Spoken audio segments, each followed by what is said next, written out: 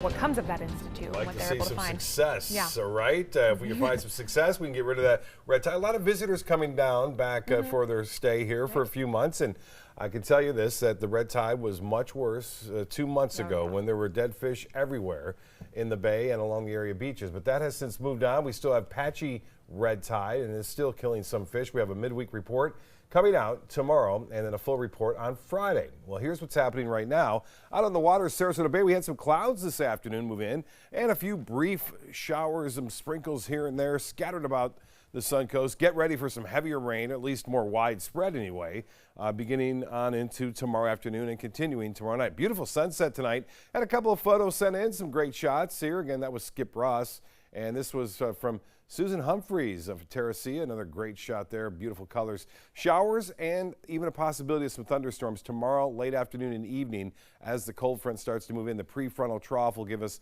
a better chance for some scattered thunderstorms. We're not expecting anything severe at this point. And then chilly weather to move in late Thursday. Temperatures will actually be falling throughout the afternoon after highs will be into the mid-70s during the morning hours. And then it will stay cool through Friday and even into Saturday. Now, Saturday, in the evening anyway, it'll get back to more seasonal averages as far as lows go for Sunday morning. We'll be back into the low 60s to mid 60s on Sunday for low temperatures anyway.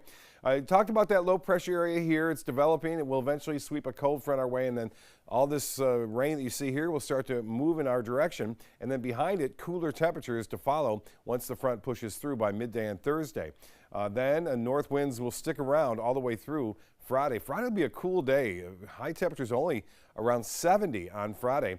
And you can see the storms here trying to make a break toward the coast here. They may have enough push and energy in them to get here by daybreak tomorrow. We'll see a few scattered showers around in the morning, but generally the rainfall will be a little bit more widespread, I think, in the afternoon, evening, and into Thursday morning. Temperatures already pretty cold in Pensacola, 49 degrees there. Quite a contrast. If you look at Key West, it's 83, 79 now in Miami, and 75 in Orlando. Around town, generally all into the mid-70s, 77 in Cortez, 76 in Venice. The Gulf water temperature now at 80 degrees. So your forecast, planner tomorrow, looks good for drop-off and your commute. We could see some fog, though, in the morning. That may be an issue for drivers, so take that to note. And we'll have temperatures in the mid-70s, a very warm start, and it will still warm into the mid-80s. And then the showers, mainly a few isolated thunderstorms are possible. As I mentioned, we're not expecting anything too rough, and rainfall totals should not be all that impressive. As far as the GFS forecast model goes, here's the timing. This is at 4 p.m. on Tuesday, showing some showers. That was earlier today, a few light showers. And then as we move through Tuesday afternoon, showers start to increase. Here's Wednesday afternoon, with a good chance for showers and storms. And then snow falling into Indiana, Illinois, and parts of Missouri. All the way down south, we could get some snowfall into Alabama tomorrow and into Thursday as well. That storm eventually heads out. High pressure builds in, and we look for fair skies to rule over the weekend. So lots of sunshine, temperatures in the 70s. Can't complain about that too much. And this particular model is indicating a storm approaching on Thanksgiving.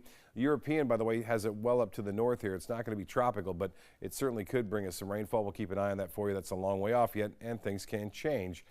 Temperature forecast, as I mentioned, start to the day tomorrow in the low 70s. We'll warm into the mid 80s tomorrow.